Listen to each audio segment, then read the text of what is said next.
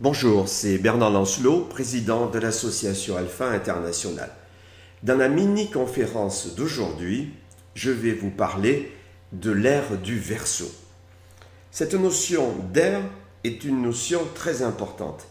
Il y a l'idée, en fait, que l'histoire n'est pas du tout un chaos et qu'il y a une certaine structure de l'histoire. On peut donc déterminer un sens de l'histoire.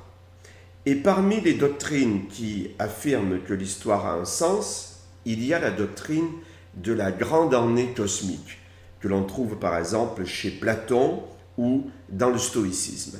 La grande année, c'est la période nécessaire pour que se reproduise une même configuration astrale, c'est-à-dire pour qu'au printemps, le Soleil se lève à nouveau au sein de la même constellation. Il faut connaître un minimum d'astronomie pour bien comprendre cette notion d'ère. D'abord, savoir ce qu'est l'écliptique. L'écliptique, c'est le cercle que paraît emprunter la route du Soleil autour de la Terre. L'écliptique est différent de l'équateur, puisqu'il est incliné par rapport à l'équateur. Et l'écliptique permet de définir le zodiaque. Le zodiaque, c'est une bande de 8 degrés environ au-dessus et au-dessous de l'écliptique. Et les planètes paraissent se balader autour de la Terre dans cette bande. Et l'homme a regroupé ces planètes en constellations. Une constellation, c'est un groupe d'étoiles auquel on a donné un nom. Et nous connaissons par exemple, nous, les constellations représentées par les 12 signes du zodiaque. Ces 12 signes du zodiaque occupent 12 rectangles et en raison de la précession des équinoxes, il y a au fil du temps un décalage qui s'opère. Je vous ai dit précédemment que l'écliptique coupe l'équateur et il y a un point où l'écliptique coupe l'équateur céleste, ce point c'est le point vernal. Le point vernal c'est le point où le soleil paraît se lever le jour du printemps, c'est-à-dire le 21 mars. Et le point vernal se décale chaque année. On appelle ça le glissement du point vernal. Pourquoi ? Parce que la Terre n'est pas parfaitement sphérique. Il y a un bourrelet au niveau de l'équateur. Et sous l'effet de l'attraction du Soleil sur ce bourrelet, la Terre oscille sur son axe, un peu comme une toupie lorsqu'elle tourne. Et cela provoque le déplacement du point vernal et de l'étoile polaire. Combien de temps faut-il pour que le point vernal fasse le tour complet des constellations ? Eh bien, cela dure 26 000 ans. Et c'est ça, la grande année cosmique. Le point vernal va se déplacer de signe en signe. Au début de notre ère, par exemple, lorsque le soleil se levait au printemps, il se levait dans le signe des poissons. Précédemment, c'était dans le signe des béliers. Précédemment encore, dans le signe du taureau. Et maintenant, c'est dans le signe du Verseau. L'astronome Camille Flammarion parle de ce glissement du point vernal et il fait remarquer que les symboles astrologiques sont en correspondance avec chaque fois la religion dominante qui marque son ère. Par exemple, pour l'ère des poissons, la religion dominante, c'était le christianisme. Et il faut savoir que les premiers chrétiens avaient comme symbole le poisson. Avant l'ère des poissons, c'était l'ère du bélier. Et si vous connaissez la Bible, vous savez que le bélier jouait un rôle très important dans la religion juive. Alors il y a une grande question, c'est comment déterminer quand le point vernal entre dans le Verseau ? Eh bien, il n'y a aucun moyen précis, parce que les limites entre les différentes constellations sont floues. Et donc, selon les écoles de pensée, soit nous sommes déjà entrés dans l'ère du Verseau, soit nous allons bientôt y rentrer. En fait, il y a une marge qui est extrêmement grande, puisque certains occultistes disent que nous sommes rentrés dans l'ère du Verseau depuis le 19e siècle, et d'autres occultistes affirment que nous n'y sommes pas encore rentrés. De toute façon, il n'y a pas une cassure entre une ère et une autre. Et les tendances d'une ère peuvent se prolonger un peu lors de l'ère suivante. On peut dire, et sur ça je pense que tout le monde sera d'accord, que nous sommes dans la période de transition. Chaque ère a des caractéristiques bien précises. On l'a vu, il y a une religion qui s'inscrit chaque fois en tant que religion dominante. Il y a en même temps un système économique qui va marquer l'ère.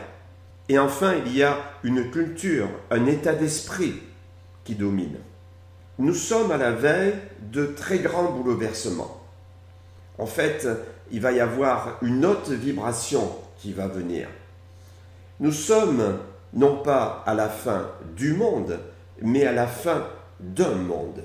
Et le problème de notre époque, si vous voulez, c'est que les valeurs et les caractéristiques qui ont marqué l'ère des poissons sont en train de disparaître, alors que les nouvelles valeurs qui vont s'installer lors de l'ère du Verseau ne sont pas encore présentes. Tout au mieux peut-on les voir parfois poindre un peu à l'horizon. Une autre façon de présenter les choses consiste à dire que nous vivons actuellement notre adolescence. C'est-à-dire que lors de l'ère du Verseau, l'humanité va quitter son enfance pour atteindre l'âge adulte. Et on sait qu'à l'adolescence, il y a des problèmes. C'est rare chez un individu quand l'adolescence se passe parfaitement bien. Donc l'humanité, à l'heure actuelle, est en pleine crise d'adolescence. Et le rôle du monde initiatique dans son ensemble, c'est d'œuvrer pour que cette transition se passe bien. Car il y a deux solutions. Soit la transition entre l'ère des poissons et l'ère du Verseau va être douce et harmonieuse, soit en revanche, elle va être brusque et chaotique. À l'heure actuelle, semble-t-il, nous avons pris un peu de retard. C'est-à-dire que l'humanité, par rapport au stade où elle devrait être actuellement, a accumulé environ 25 ans de retard.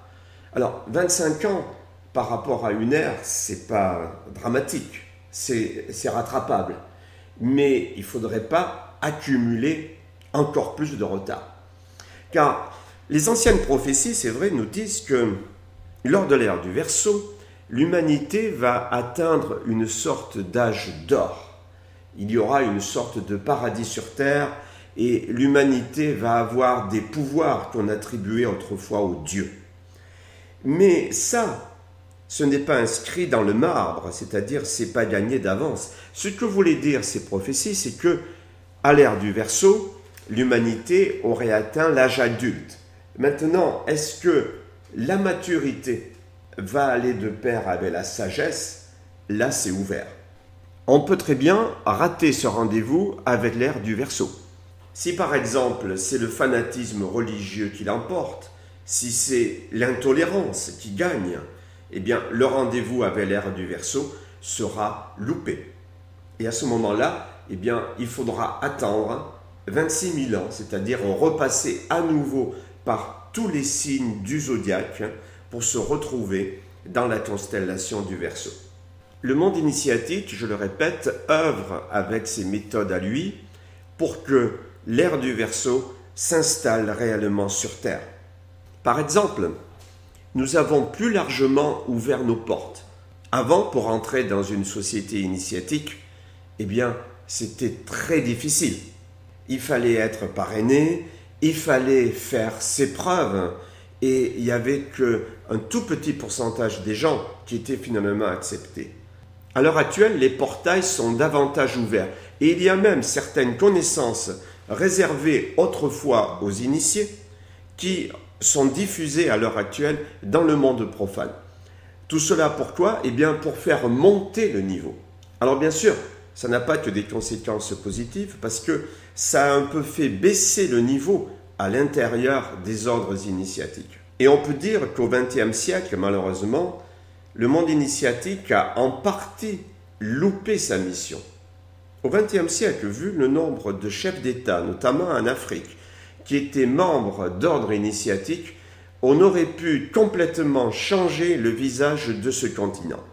Et malheureusement, ça n'a pas été fait, parce que certaines loges se sont laissées entraîner par l'affairisme, par le copinage, et n'ont pas accompli correctement la mission de lumière qui leur avait été donnée. Il y a aussi une autre méthode qui est utilisée par le monde initiatique pour faire avancer les choses, qui consiste, lorsqu'une situation de crise se développe de par le monde, à repérer les chefs d'État qui sont en position de décision pour régler la crise, et sur le plan psychique, par télépathie, on va agir sur eux afin de les amener à prendre des décisions basées sur la paix, la concorde et la fraternité. Il ne s'agit pas de prendre parti dans le cas d'un conflit pour un dirigeant contre un autre. Non, nous devons rester neutres.